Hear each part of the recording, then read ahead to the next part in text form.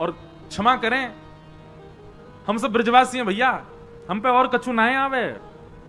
हम सबंसों ठाकुर जी की प्रीति यही मारे सबसे ज्यादा है। केवल 11 वर्ष 56 दिन की लीला है ठाकुर जी की ब्रजमंडल की, लेकिन पूरे विश्व पे भारी पड़े। काय को? पूरी कृष्ण लीला पे भारी पड़े हमारे ब्रज की लीला। काय को? क्योंकि प्रेम प्रधान है। तो भैया ठाकुर जी की सेवा में, ठाकुर जी की लीला में, ठाकुर जी के नित्य ध्यान में कोई आपसे दोष बने, कोई अपराध बने, कोई भाव रखो मत रखो, पर एक चीज को भाव रखो कि प्रेम प्रधान रखो। प्रेम होगो कोई अपराध नहीं बनेगा। प्रेम भाव को प्रधान रखो। ठाकुर जी की ये वृंदावन बिहारी लाल क्यों प्रकट भये? स्वामी श्री हरिदास जी के प्रेम के वश प्रकट भये। हितरिवंश महाप्रभु के प्रेम से प्रसन्न है करके श्री राधा वल्लभ लाल जी वृंदावन पधारे। हितरिवंश महाप्रभु के अनन्य सेवक श्री हरिराम व्यास जी के प्रेम से प्रसन्न है कि जुगल किशोर जी प्रकट भये। गोस्वामी श्री गोपाल भट्ट गोस्वामी जी के प्रेम से, शालिग्राम से श्री राधारमण जी प्रकट भये। सबने अपने प्रेम से प्रकट किया और ठाकुर जी को प्रेम प्रधान। और वो प्रेम सिखावे कौन? श्रीमद् भागवत की कथा। इसलिए यहां ज्ञान लेवे के काजे, वैराग्य लेवे के काजे आप सब नहीं हो, ये सब सुनवे के काजे हो, थोड़ा थोड़ा जीवन में छिड़काव करवे के काजे हो, पर मूल रूप से तो प्रेम की शिक्षा लेवे के काजे बैठे हो कथा में। प्रेम। ऐसी भागवत जी की कथा का निर्माण किया। श्रीमद् भागवत को निर्माण करके अपने पुत्र सुखदेव जी को प्रदान किया। सुखदेव जी ने वही भागवत की कथा परीक्षित को सुनाई और यहां सूक्ष्म महाभारत का प्रसंग सुनाया गया। सौनक आदि ऋषियों ने प्रश्न किया, बोले महाराज ये परीक्षित कौन है, इनके बारे में हमको विस्तार से बताओ, इनको 7 दिन में मरने का श्राप क्यों लगा? तब यहां से महाभारत का प्रसंग शुरू होता है कि यदा मृधे कौरव संजयाना वीरेस्मथो वीरगतिं गतेषु ब्रकोदरा विग्ध गदा विमर्श भ्रगनोरुदंडे धृतराष्ट्रपुत्रे। किसी का प्रश्न आया था आज कि भगवान ने अर्जुन को ही क्यों स्वीकार किया? योग्य तो युधिष्ठिर भी हैं, योग्य तो नकुल सहदेव भी हैं, योग्य तो भीष्म पितामह भी हैं, पर भगवान ने अर्जुन को ही क्यों स्वीकार किया? बहुत अच्छा प्रश्न है और समझने योग्य बात है। युधिष्ठिर जी धर्म में प्रधान है, इसलिए उनका नाम है धर्मराज युधिष्ठिर। उनका धर्म अति श्रेष्ठ है। ठाकुर जी को प्रिय लगते हैं पर स्वीकार नहीं किया, इसलिए कोई धर्म के आचरणों को ही पूरे दिन लिखते लिखते करता रहता हो कि ये धर्म में करना है, ये धर्म में करना, ठाकुर जी का प्रिय बन जाएगा, पर ठाकुर जी उसको संग रखें इतना प्रिय नहीं लगेगा ठाकुर जी को। नकुल सहदेव बुद्धिमान है, स्वरूपवान है, पर आपके स्वरूप से, आपकी बुद्धि की चाटुकारी से, आपकी चतुराई से ठाकुर जी इतने प्रसन्न नहीं होंगे। प्रिय लग सकते हो पर प्रसन्न होकर ठाकुर जी गले में गलवैयां डाल लें, ये ठाकुर जी नहीं करेंगे। तो ठाकुर जी को रिझाने के लिए धर्म का आचरण नहीं चलेगा, ठाकुर जी को रिझाने के लिए बहुत बुद्धिमान होने से काम नहीं चलेगा, ठाकुर जी को रिझाने के लिए बहुत बलवान, बहुत ज्ञानवान, बहुत धनवान, इन सबसे आप ठाकुर जी के समीप भले ही पहुंचो। द्वारिकाधीश मंदिर में आगे बैठ के दर्शन करने हैं, पैसा देके बैठ जाओगे, आप समीप पहुंच सकते हो, पर स्वीकार ठाकुर जी हजारों लोगों में बैठे कौन को कर रहे हैं ये ठाकुर जी जाने। इतने सब लोगों में अर्जुन स्वीकार क्यों किया गया? क्योंकि अर्जुन के पास में सब कुछ है पर सब कुछ गौड़ है, प्रेम प्रधान है। प्रसंग आता है, मैं बहुत बार सुनाता हूं कथा में, कि जब महाभारत का युद्ध निश्चित हुआ तो अर्जुन और दुर्योधन दोनों गए भगवान के पास। दुर्योधन ने जाकर कहा महाभारत युद्ध होने वाला है, आप किस तरफ रहोगे? भगवान बोले पक्षपात मैं करता नहीं हूं, तुम दोनों मेरे भैया हो, अब ये तो बड़ी विडंबना हो गई कि मैं किस तरफ रहूं। दुर्योधन बोला कि आप में तो शक्ति है, आप दो दो रूप धारण कर सकते हो, एक रूप से हमारे पास रहो, एक रूप से वहां रहो। भगवान बोले फिर तो महाभारत हो गई तुम्हारी, फिर तो जीवन भर चलती रहेगी, कभी खत्म ही नहीं होगी। जब दोनों तरफ ही परब्रह्म खड़े हो जाएंगे तो फिर महाभारत पूरा कैसे होगी? बोले कोई तो निधान बताओ। तो भगवान ने बड़ा अटपटा उदाहरण दे, अटपटा निधान निकाला, समाधान निकाला। अच्छा, ठाकुर जी सदैव अटपटे समाधान ही देंगे। जैसे मैं एक उपाय बताता हूं कि कभी आप संशय में पड़ जाओ तो ठाकुर जी के आगे पर्ची डाला करो। जैसे कि ठाकुर जी हमको दिल्ली पढ़ने के लिए जाना चाहिए कि नहीं। अब आपका मन तो कह रहा जाना है, लेकिन ठाकुर जी को यदि लगेगा ना कि नहीं, इसके नहीं जाने में ही भलाई है, तो ना ही आएगा। लेकिन कई बार ठाकुर जी ऐसे निर्णय भी लेते हैं, जैसे मान लीजिए आपने ठाकुर जी के आगे पर्ची डाली, दिल्ली जाके पढ़ना है, तो ठाकुर जी कहे हाँ ठीक है जाओ। अब आप दिल्ली आ गए। अब दिल्ली आते ही महाराज क्या हुआ कि वहां के संगत के अनुसार इतने बिगड़ते चले गए महाराज, सब काम बिगड़ता चला गया सब कुछ। अब फिर आप सोचो अरे ठाकुर जी ने तो आज्ञा करी थी कि हाँ जाना है, फिर ऐसा क्यों? निश्चित ही भविष्य में आप कई बार ठाकुर जी ऐसे निर्णय भी लेंगे कि उन निर्णयों में आपको ठोकर लगे, ठोकर से आपको पता चले कि नहीं आगे मुझे ऐसा करना है, तो जबरदस्ती ठाकुर जी ऐसा निर्णय लेके देंगे जिसमें आपको जबरदस्ती गिरना ही पड़े। कई बार अनुभव किया मैंने। हम कुछ पूछते हैं लाल जी से, अपने लाल जी के आगे पर्ची डालते हैं, तो लाल जी जो देते हैं ना, तो अब तो मैं जानने लगा हूं, अब तो मैं समझ गया हूं कि जो आएगा इसका मतलब यह है जो तू चाहता है वो नहीं मिलेगा, जो तेरे लिए जरूरी है वो मिलेगा। इसलिए ठाकुर जी के सामने जब कुछ संशय रखो तो उसमें यह मत सोचना कि आपको जो चाहिए ठाकुर जी वो देंगे, आपके लिए जो जरूरी है वही ठाकुर जी बताएंगे। और एक बात हमारी मान लीजिएगा, ठाकुर जी के आगे ये पर्ची डालने वाला काम इतना परेशान मत करना उनको कि रोज ही डाल रहे हो, हर बात पे पूछे रहे हो चाय पिए कि नहीं पिए बताओ। इतना परेशान मत करना। कई अपने जीवन के निर्णय स्वयं लीजिए, जब बहुत ज्यादा लगे कि अब इसमें मुझे क्या ही करना चाहिए आप बताओ।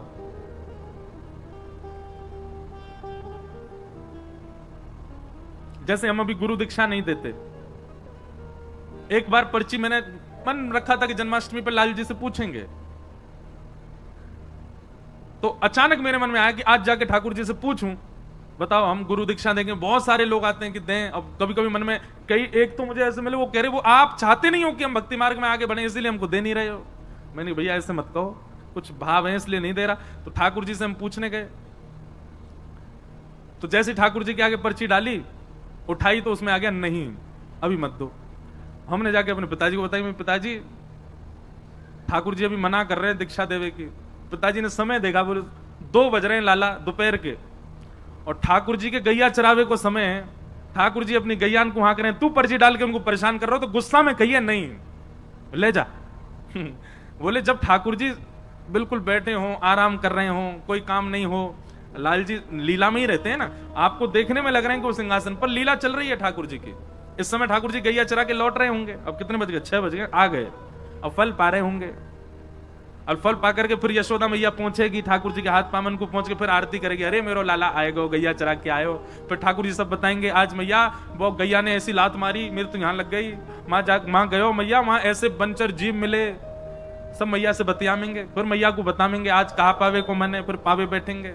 ऐसे ठाकुर जी की लीला तो चलती रहती है, कभी विश्राम नहीं होती। मेरे आपके लिए हमें ऐसा लगता है कि ठाकुर जी जड़वत हमारे सामने बैठे हैं, पर यही प्रेम स्वरूप यदि आपके चित्त में आ जाए तो आप जब देखोगे तब लगेगा कोई लीला चल रही है।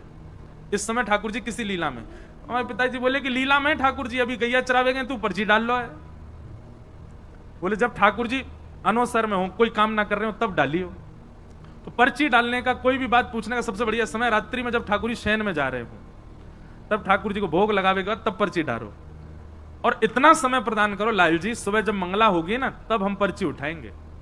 रात भर में आपको जो चाहिए इसकी जिद मत करना भगवान से, हाँ ही दे दियो यहां से काम करने को नहीं, मेरे लिए जो उपयोगी आप बताना।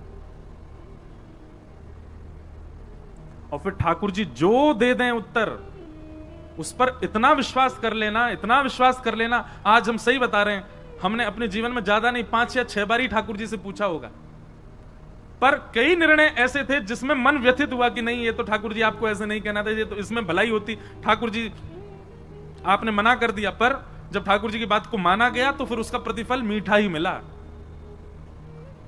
कई बार ठाकुर जी ऐसे निर्णय भी ले देंगे कि जिससे आपको ठोकर भी खानी पड़े तो भी विश्वास मन में रखना, कोई बात नहीं, ठाकुर जी ने गिराया भी हमारी भलाई के लिए। तो दुर्योधन और अर्जुन दोनों गए भगवान के पास और भगवान से कहा महाभारत युद्ध में आप किस पक्ष में रहोगे? तो भगवान ने बड़ा अटपटा निर्णय लिया, अटपटा ही लेते हैं। बोले सुनो, एक तरफ मेरी सेना रहेगी, भगवान की सेना छोटी मोटी नहीं है, अद्भुत द्वारिका की सेना एक तरफ रहेगी और एक तरफ अकेला मैं रहूंगा। लेकिन मैं जिस तरफ रहूंगा उस तरफ शस्त्र नहीं उठाऊंगा, बिना शस्त्र के रहूंगा जिस तरफ भी रहूंगा। तुम लोग मुझसे बाद में मत कहना कि भाई तलवार उठाओ, धनुष उठाओ, भाला उठाओ, जे उठाओ, कुछ नहीं, खाली हाथ रहूंगा। एक तरफ मेरी सशस्त्र सेना और एक तरफ अकेला बिना शस्त्र का मैं। अब दोनों चूज कर लो, कौन मुझे ले जाएगा, कौन सेना को। तो निश्चित है मैं और आप भी अगर दुर्योधन की तरफ होते तो हम भी भगवान को ठुकरा देते। नहीं मांगते हम ठाकुर जी को।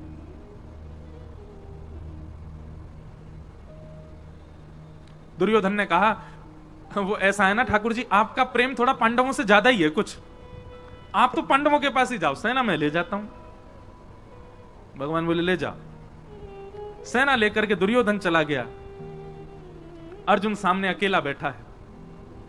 भगवान बोले अर्जुन तेरे लिए कितनी भी व्यवस्थाएं बना दूं मैं, लेकिन तेरी बुद्धि कभी जग नहीं सकती। अरे पहले बोल देता कि सेना हमको चाहिए, तुम्हारे पास सैन्य बल कम है, मैंने इसीलिए सेना का प्रस्ताव रखा क्योंकि तुम्हारी सेना कम है कौरवों से, तो तुम कह सकते थे कि हमारे पास सैन्य बल कम है, हमें सेना दे दो। अब मैं बिना शस्त्र के चला जाता कौरवों के पास, अब सेना तो वो ले गया, अब तेरे पास आऊंगा मैं, एक तो वैसी सेना कम तुम्हारी और ऊपर से एक इंसान और बढ़ गया जो केवल खाएगा और सोएगा, कुछ नहीं करूंगा मैं। लेकिन अर्जुन प्रेमी है, ठाकुर जी के भावों को समझता है। मैं और आप अर्जुन की जगह होते तो रो गए होते इतनी बात में, ठाकुर जी अब फिर से कर दो टॉस, फिर से दे दो हमको, हम सेना ले लेंगे उसको, आप चले जाओ। हम तो कभी कभी मैं सोचता हूं कि बहुत गरीमत है कि द्वापर और त्रेता में हम आप नहीं थे, हम कलयुगी जीव नहीं थे, हम बड़े खतरनाक है महाराज। भगवान बलि के यहां गए, वामन बन के गए और संकल्प लेते ही विराट हो गए, 2 पग से तीनों लोग नाप लिए, तीसरा पग रखने के लिए भगवान पर पास जगह नहीं बची, तो बलि ने कहा तीसरा पग मेरे सिर पर रख दो। कभी कभी मैं सोचता हूं बलि की जगह मैं और आप में से कोई और होता तो हम ठाकुर जी को केस कर देते। बोले क्यों? बोले जब आए थे तब वामन बन के आए थे, चीटिंग करी इन्होंने, बड़े हो गए, हम तो 3 पग जमीन देने को तैयार हैं पर ये वामन बने, वामन बन के ही लें। बहुत चतुर हैं हम लोग, और ठाकुर जी की भक्ति में चतुराई नहीं चलती। आप जितने सहज, जितने सरल, जितने प्रिय ठाकुर जी को उतने अच्छे लगोगे। भगवान अर्जुन को कहने लगे कि अब तो तेरी तरफ मैं आऊंगा। तो अर्जुन ने एक बहुत अच्छी बात कही, भगवान के चरणों में प्रणाम करते हुए कहा नाथ, ना तो मैं आपको मांगने आया था और ना आपसे मांगने आया था, दुर्योधन आया था इस भावना से, मैं नहीं आया था। मुझे आपसे कुछ नहीं चाहिए और मुझे आप भी नहीं चाहिए। भगवान बोले तो फिर तू क्यों आया? दोनों हाथ भगवान के हाथ में दे दिए, बोले पकड़ो मेरे हाथ। भगवान बोले पकड़ लिए, बोले खुद को देने आया था कि मुझे रख लो अपनी शरण, मैं शरणागत हूं नाथ, मेरे ऊपर कृपा दृष्टि करो। अरे मैं ये भूल नहीं कर सकता कि आपसे कुछ मांगूं, आपसे कुछ मांगूंगा तो कुछ ही मिलेगा, आपको मांगूंगा तो आप भी मेरे आश्रित रहोगे। क्यों? अगर मैं कहूं कि ठाकुर जी मैं आपको मांगने आऊं, मेरे पक्ष में चलो, तो आप मेरे अधीन रहोगे। सुबह उठ करके मुझसे कहोगे हाँ अर्जुन अब बताओ आज क्या करना है, अर्जुन भोजन कब करना है, अर्जुन सोना कब है, सोना कहां है, क्योंकि मैं मांगने आया हूं तो सारी जिम्मेवारी मेरी, सारी व्यवस्था मैं करूंगा। पर मैं तो आपको मांगने नहीं, खुद को देने आया हूं। तो अब स्थिति क्या है, मेरी सारी व्यवस्था आप करो, मैं कब सोऊं, कब खाऊं, कहां जाऊं, क्या करूं, कब उठूं, कब बैठूं, कहां बाण चलाऊं, कहां नहीं चलाऊं, कहां मौन रहूं, कहां बोलूं, ये सारी व्यवस्था अब आपके हाथ में है, मैं खुद को देने आया हूं। ये समर्पण देख करके भगवान ने अर्जुन को स्वीकार कर लिया और अर्जुन से 2 बार रीचेक किया भगवान ने। भगवान बोले अर्जुन केवल बोले मत, देख ले मैं कुछ भी आज्ञा कर सकता हूं। अर्जुन कहता करिष्ये वचनम तव, आप करके देख लेना, आप जो आज्ञा करोगे करूंगा। भगवान बोले फिर सोच ले, मैं कुछ भी आज्ञा कर सकता हूं। भगवान बोले आप करके, अर्जुन बोला करके देखो। बोले ठीक है युद्ध प्रारंभ होने दे। और युद्ध में भगवान ने महाराज अर्जुन के कमर तोड़ के रख दी, ऐसी ऐसी आज्ञा भगवान करें।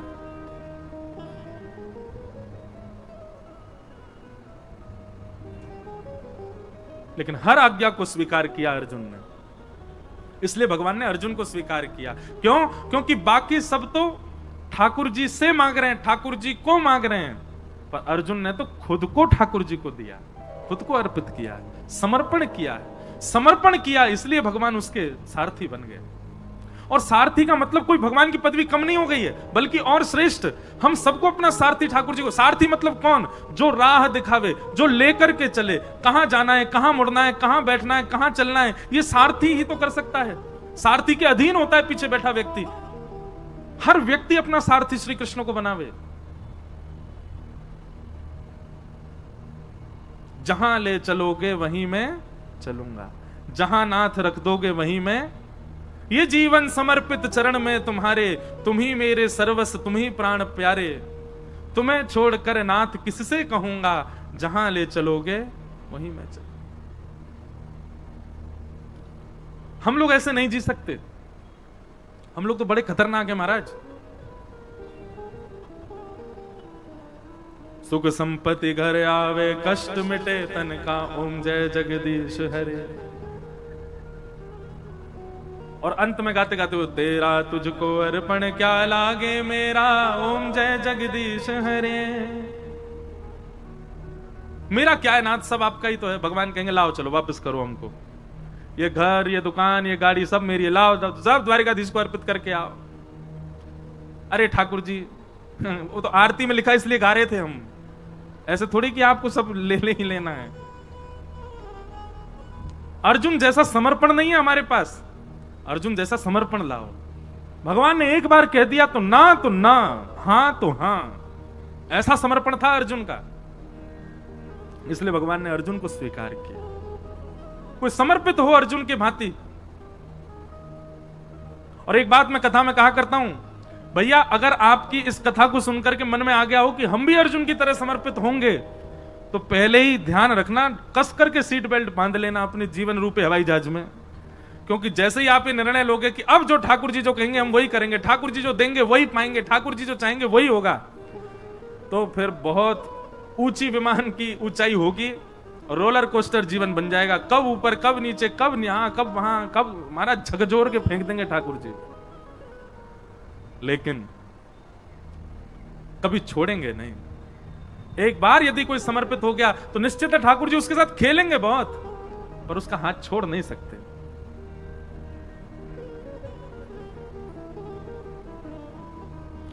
हमारे इधर देखो, यहां देखो, यहां देखो,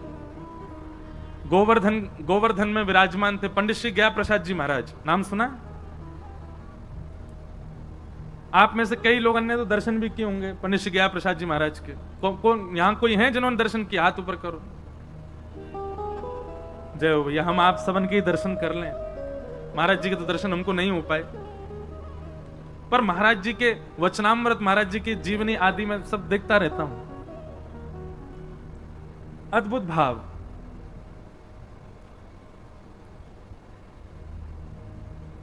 सब लोग सावधानी से कथा सुनो, कोई आए कोई जाए, आप तो बस भाव से सुनो कथा। पंडित जी महाराज की वाणी में एक बात बड़ी बढ़िया लगती थी।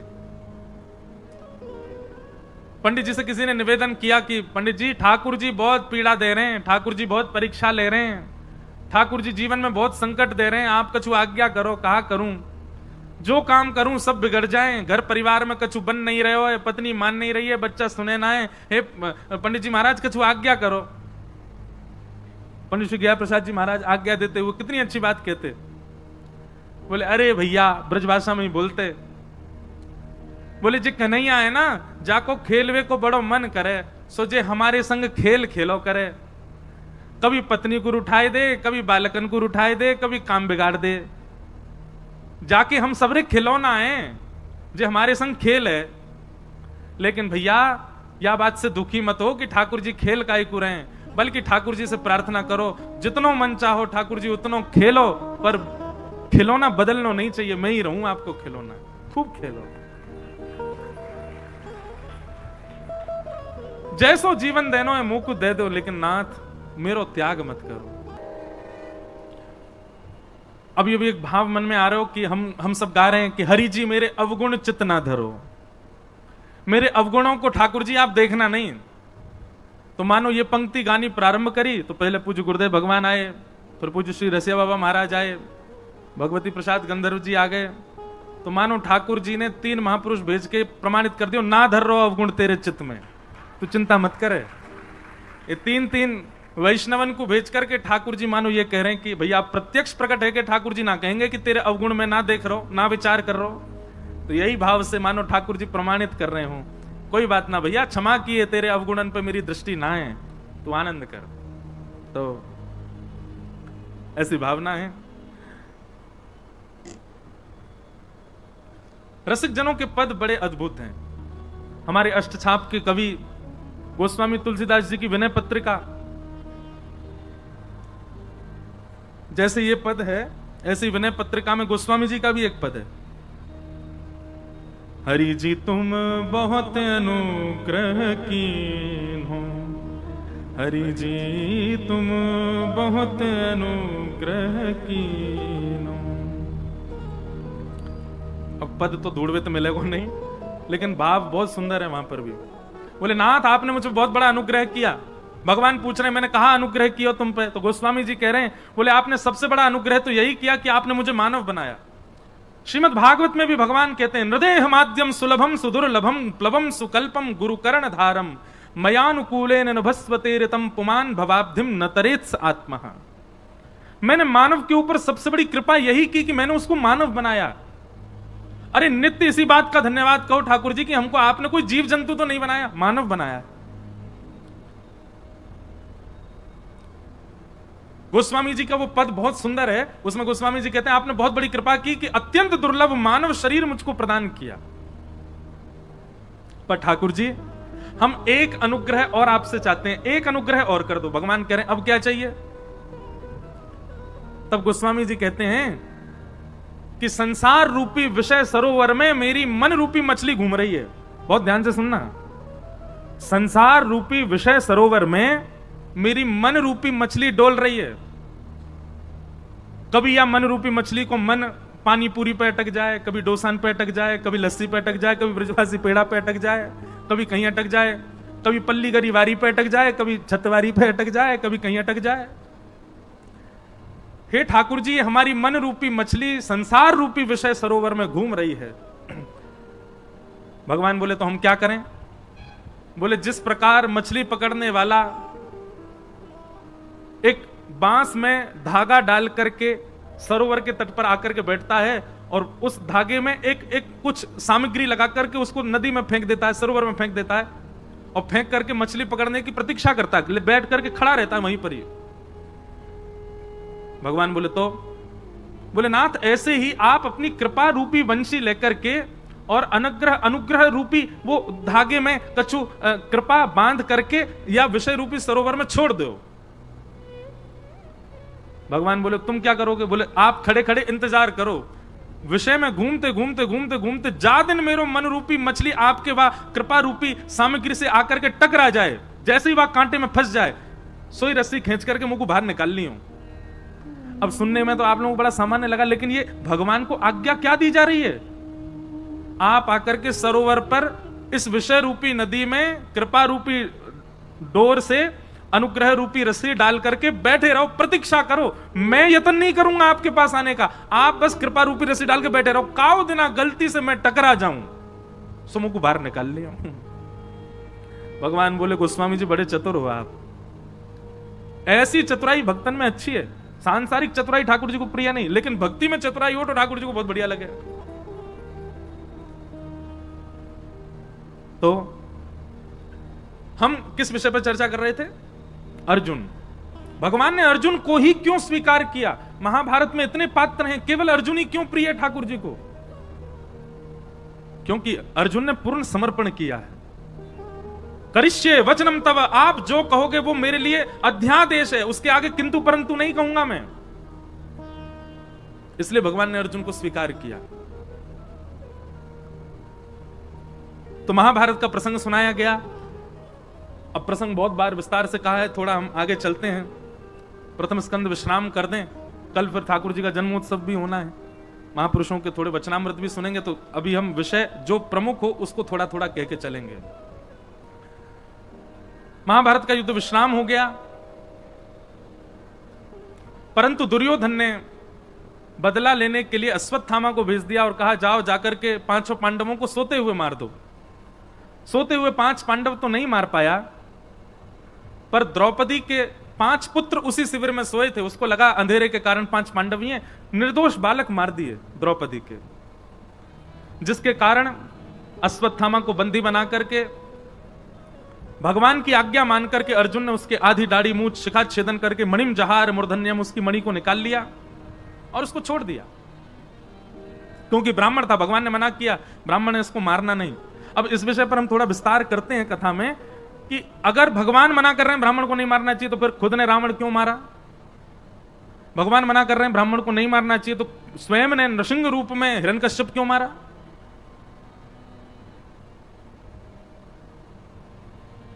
और जब स्वयं ने ब्राह्मण के रूप में ब्राह्मण का भी वध किया है, हिरण्यकश्यप का भी वध किया है, तो फिर आज अर्जुन से क्यों मना कर रहे हैं ब्रह्मबंधुर्ना हंतव्य?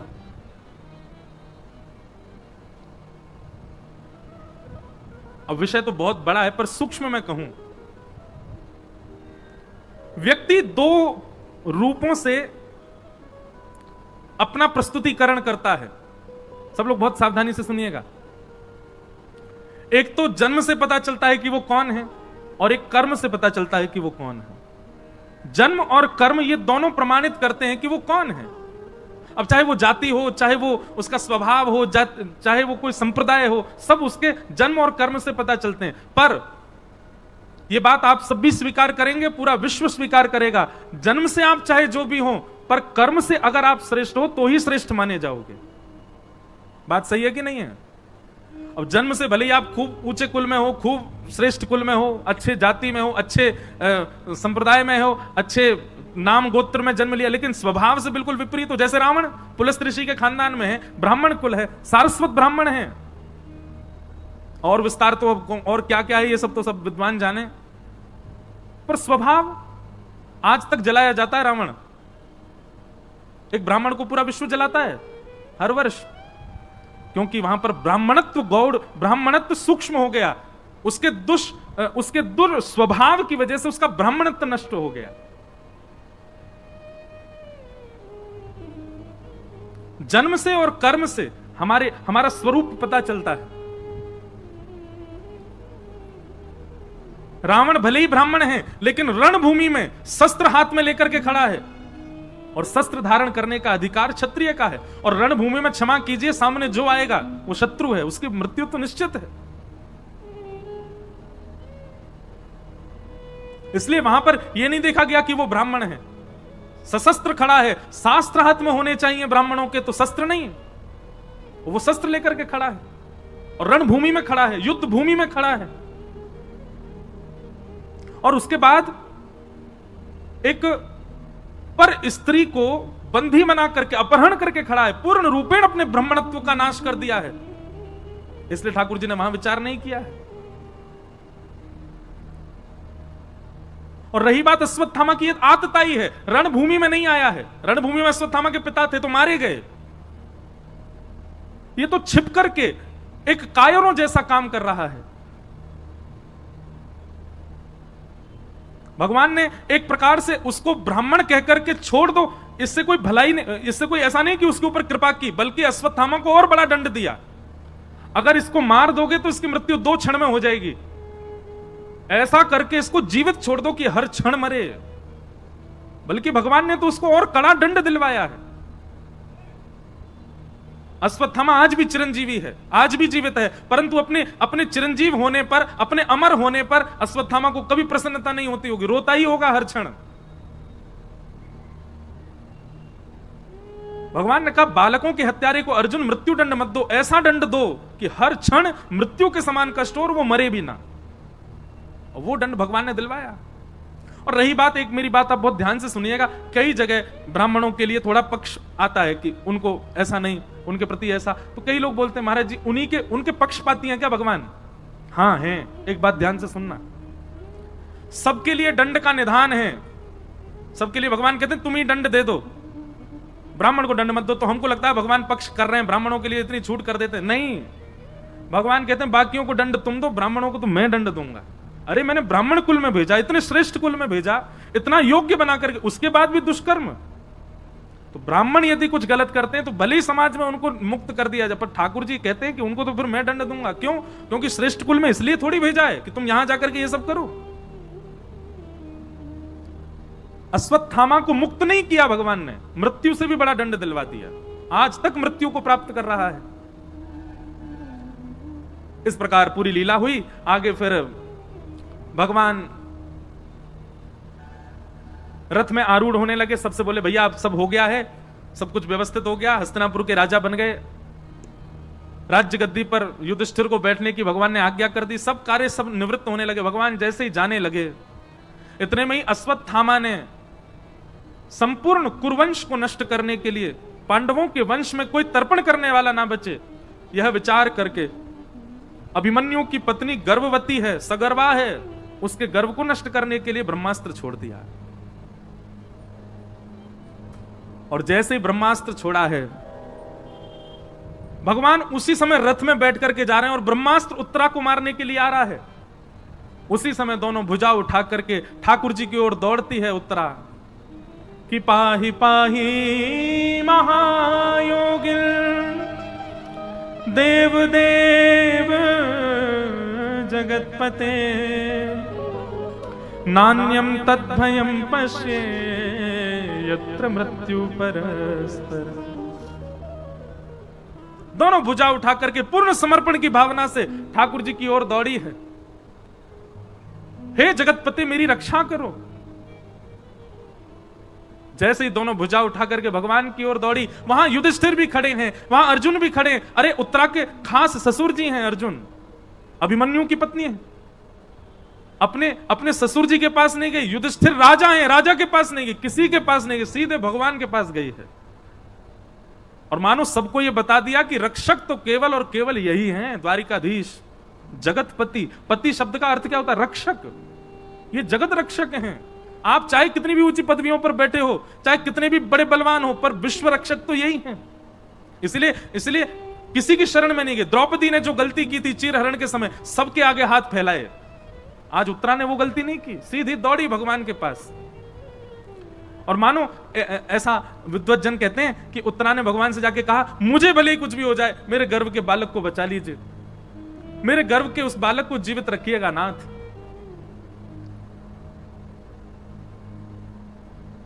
उत्तरा के इस पूर्ण समर्पण को देख करके भगवान एक रूप से तो बाहर हैं, श्रीमद् भागवत जी में वर्णन है, दूसरे रूप से अंगुष्ठ मात्र नहीं, अंगुष्ठ में जो ये नख है, इतना बड़ा स्वरूप धारण किया ठाकुर जी ने। इतना बड़ा स्वरूप धारण करके ठाकुर जी उत्तरा के गर्भ में प्रवेश कर गए और अपनी गदा को इतनी द्रुत गति से घुमाया कि आकाश से आ रहा वो ब्रह्मास्त्र आकाश में ही नष्ट हो गया। भगवान ने उत्तरा के बालक की रक्षा की। ताली बजाने वाली बात ये नहीं थी, ताली वैसे तो थी, पर इससे भी श्रेष्ठ बात अब आएगी। क्या? जैसे ही सबको पता चला कि आकाश में ब्रह्मास्त्र नष्ट हो गया, तो सब लोग भगवान की जय जयकार करने लगे। अरे द्वारिकाधीश की जय, कृष्ण कन्हैया लाल की जय, देवकी नंदन गोपाल की जय। भगवान बोले, चुप चुप, क्या कर रहे हो आप लोग? मेरी जय जयकार क्यों कर रहे हो? बोले, लाला तुम्हारी शरण में आई तो तुम नहीं बचा ली। बोले, मैं तो तुम्हारे सामने खड़ा हूं, मैंने तो कुछ किया ही ना, मैं तो यहीं खड़ा हूं, मैं तो हिलो भी ना अपनी जगह पे।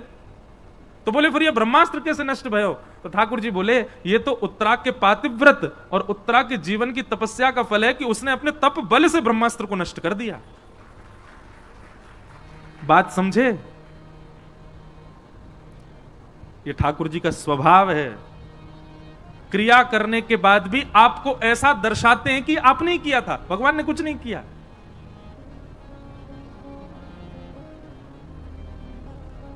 पूरी लीला कर दी भगवान ने, उत्तरा के गर्भ में प्रवेश करके रक्षा कराए ठाकुर जी।